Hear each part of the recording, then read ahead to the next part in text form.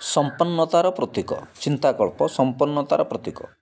चीनर महान सन्त कन्फ्यूशियस प्रायश एकांतर रहिबाकु भल पाउथिले। निर्जन स्थानर शांत परिवेश ध्यान चिंतन मनन ପାଇଁ प्रकृष्ट स्थान सर्वाधिक उपयुक्त थिबारु एइभଳି स्थानर अधिकांश समय बिताउथिले। सेदिन जंगल उपकंठस्थ एक निरोला परिवेश रे चिंतन मग्न थिबा बेले पाखरे थिबा मार्ग दे चीन सम्राट पटुआरे जाउथांती।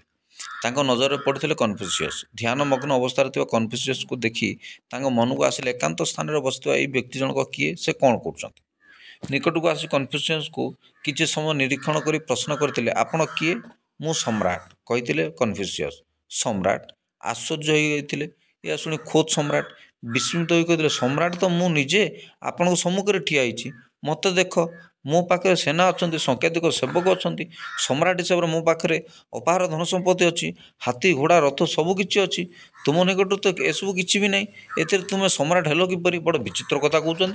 कन्फ्यूशियस हसी हसी कही सेना से मानकर आवश्यक होता है जो मानकर शत्रु था शत्रु कबल निजक सुरक्षित रखापी सेनार आवश्यकता थाए मोर कहीं भी शत्रु ना यही कारण मोपाई सेनार किसी आवश्यकता नहीं जो मन कर्मकुंठ आलस्य प्राण से सेवक आवश्यक होता काम करने निमंते से कार्यनिर्वाह असमर्थ था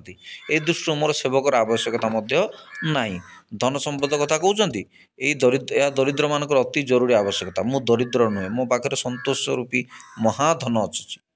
एवं एबे आपण निजे कहतु असल सम्राट किए मु ना आपण सम्राट को निकट रे यार सठिक उत्तर नथिला किछि न कहि से आगु बढ़ी यार सारवता है धन संपत्ति गाड़ी घोड़ा दास दासी आदि पार्थिव साधन नुहे आत्मसंतोष ही श्रेष्ठ संपद आउ रत्न असीमित साधन अधिकारी होदी संतोष रूपी धनरू वंचित तेबे से आकलन बा अकलन संपदर मूल्य कौन असंतोष अतुष्टि तो श्रेष्ठ निर्धनता अपर पक्षे सीमित साधन अधिकारी हो सुख शांति भितर जीवन निर्वाह संपन्नतार बलिष्ठ निदर्शन अटे।